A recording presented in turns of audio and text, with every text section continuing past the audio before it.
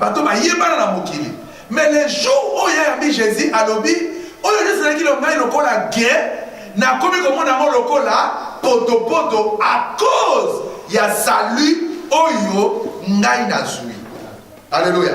Ça dit l'obiko ça malamu ya Yesu évangile ya Jésus-Christ ezali kobala na te na mbongo. Ça dit mbongo ezali ko précéder en côté. Bozu ezali ko précéder en côté. Évangile à Jésus ils ont précédé nyoso. Biloko ya mokili oyo ils ont tout simplement ko accompagner yango. Mais l'élo évangile et pas batou ba bongoli yango. Ba on va présenter Jésus, ba on présenter la réussite dans la vie sociale. Mais ça, ce n'est pas la parole de Dieu. Il y a moi là tout à qui la fois passé au lobby, Jésus a tourné au lobby, est-ce que tam na kozonga na kokuta kondima na mokili. Jésus a dit un problème de na ba église, mais que l'église est belé. Mais il y a tout est-ce que kondima parce que kondima ezali kolanda makambo nzamba sala ki ko sala yango ndenge yango ezali d'après Nzambe, non pas d'après Patrick.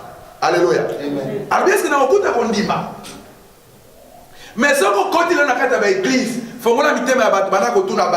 quelle est leur préoccupation?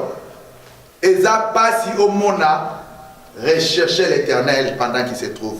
Na premier point, ils ont au cours de la catamité Mabadou, rechercher, rechercher Libala, rechercher Bonaboué. Ceux qui ont l'occasion Bezali, ils ont la souka peu phrase on est silaté. Alléluia. Phrase on est silaté incomplet. Mais où il y a besoin matériel, ils ont peut-être on dirait français même dans combien mot. Ils ont la sujet, ils ont la verbe, ils ont la complément. Très bien, bien posé. Et ça, ils allaient molimo ya lipengwa. Oyo ekoti pe efani na kati ya bato. Parce que ngana otala kana kati na Bible, bato ya kala tango bango bandima ki Nzambe basala ki nini. Na pesa un exemple ya mibale. O boyebi malamu mais boki pakate. Na Acte chapitre 4 verset 34 à 35. Acte 4 34 à 35.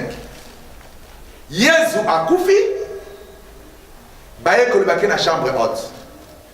Bible lobini basengaki bango eloko te. Mais Bible lobi ba oyo nyonso bazalaki na bozui. Ba oyo nyonso bazalaki na mabele, bazalaki na malopango. Bakei koteka yango. Pe bazui mosolo wana baye kobwakela yango na makolo ya bantoba. Alléluia. Wana ezali après que bango bandimela nani Yesu. Tant ba yokisama Yesu que Yesu akufi asekwi. Tant bango ba moni liwana ye na nenga matin de kulusu pe abimeli bango na chambre haute et pesa ki trouble bazalobi azana bomoy. Bango moko sans que basala appel de fonds. Ba kei bateki bampango na bango ba ko pesa bambongo. Na église Bible lobi ke ba comment ici ko kabolela batu na kati ya église là ba besoin na bango moko talo ba ki teke o eza ya ngai o na kuna ngana pesa ke bele sko batu ya mabe o ba na molimo également ya posa ya bozui Ananas na Safira na verset 5 bango ba teki ba zimbo ndamba sa nini ba bomi na poche basa nini ba kufaki. Alléluia. Donc même tant ya ba apôtre évangile ya Jésus et ça qui que bato ba trade bozui na bango pour bazwa lobiko wana ba renoncer na bozui na bango ba renoncer na makamba mokili na ba posa o ya mokili posa ya biloko ya mokili eza toujours ennemi ya liloba ya Nzambe. Alléluia. L'évangile de la prospérité. Mais évangile wana esi tamboli makasi esi ezui bato ebele et saisir ma serviteur et bongo ici même évangile totalement. Je connais un serviteur où Azali mounene pendant la mokilo a yebani ye aloba clair que je connais ma mission. Évangile nangai et ça évangile la prospérité. Natanga livre nanda. Alors l'évangile que je prêche et ça évangile la prospérité. Mais l'évangile de la Bible et ça évangile il y a sali. Alléluia.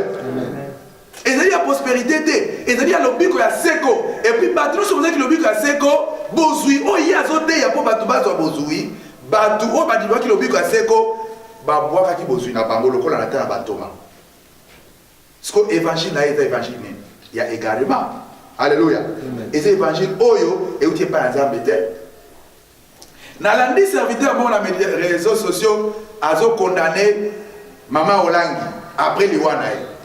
Alors d'ailleurs nada servant de Dieu parce que tant ya yaki alobaki naza église te mais nazali ceux qui groupe de prière nazali combat spirituel naza église te c'est que azali pendant mosali na Nzambe te d'après mutona alobaki na réseaux sociaux.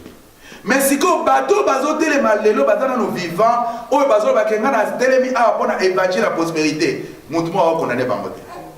Alléluia. Amen. Na yebite soki bazozela bakufa mais c'est difficile pour bango baze ebele soki mo akufi muso aza déjà za vivant. Alléluia. Bao bazo teya leur but c'est la prospérité et okomona ebele ya batu bazoya bazolanda bango. Pourquoi? Parce que bazana a besoin de prospérer. Nandenge ya musuni bandeko totika bolanda matabisi toluka tozwa mupuki ya makala ya soni. Amen. Même awa tomona kango na ba internet buy two get one free mais soki nga na pesi mbongo na ngai na okende ko one free wana te na ko wele nanu buy two wana. Alléluia. Il faut na zona nu oyo mi balé oyo bazotekela ngai na kozala teke na ye na pesi mbongo pesa na matabisi na ngai ai na tena bandi ko kende non. Alléluia. Amen. La richesse na ngina yebisa bino mapamboli ewutaka kaka epai ya Nzambe. Et puis na pesi totangaki Bible elobi ke Nzambe ayebi ke baza nango posa akopesa mais bino boluka d'abord bokonzi ya Nzambe nde biloko mosusu nyonso wana ekopesamela bino. Nana pesa un exemple moko. Il y a quelqu'un dans la Bible oyo azalaki le plus riche ya temps na ye et Bible ezoloba ke après wana moto moko azala riche lokola ye te eza Salomon. Mais boyebi ndeni Salomon azwaki richesse. Alléluia. 2 Chroniques chapitre 1 verset 11 à 12.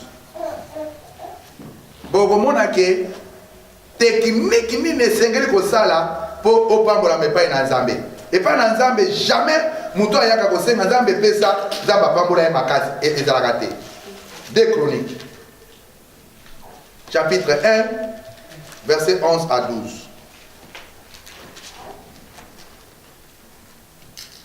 Dieu dit à Salomon, puisque c'est là ce que ton cœur, ce qui est dans ton cœur, puisque tu ne demandes ni de richesses, ni de brebis, ni de biens, ni de la gloire, ni la mort de tes ennemis, ni même une longue vie, et que tu demandes pour toi de la sagesse et de l'intelligence, afin de juger mon peuple, sur lequel je t'ai fait régner, la sagesse et l'intelligence te sont accordées, je te donnerai en outre des richesses, des biens, de la gloire, comme n'en a jamais eu aucun roi avant toi, et comme en aura aucun après toi.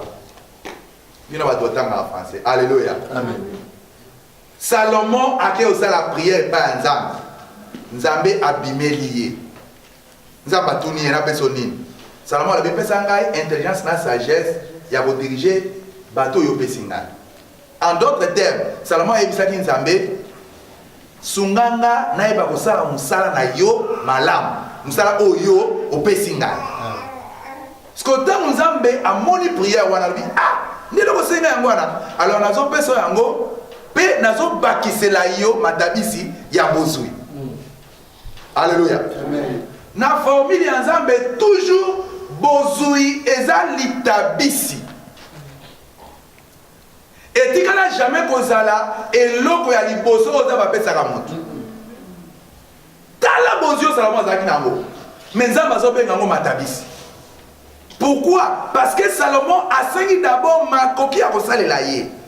Aluki justice, aluki intelligence, Déjà par le biloko oluki ya mwana lokola principe na ngeza la kake soki oluki nga ya solo ozu évangile ya solo na kopesa le reste lokola matabisi nzamba salini abwakela ebozu ya kobwakela bandeko et tant que des chrétiens et l'autre esengeli biso tosala ezali ya koluka justice ya nzambe amen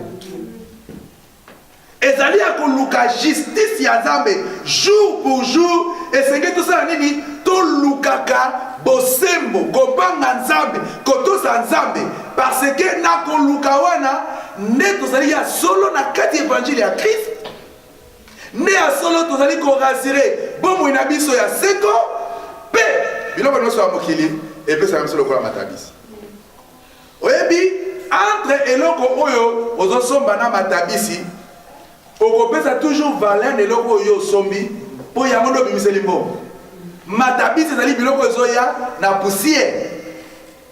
Alléluia.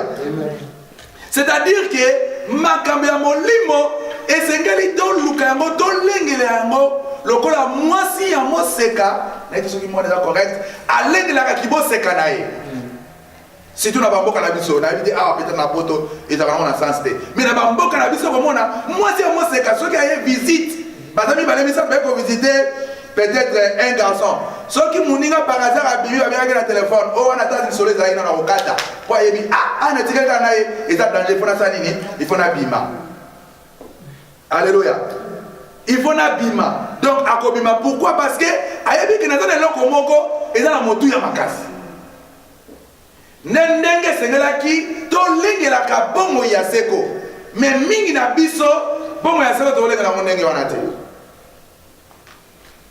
Même ce qui il faut perdre na yo bomo na yo pona mbongo ya pona ma sentiment minute moko o perdre na yo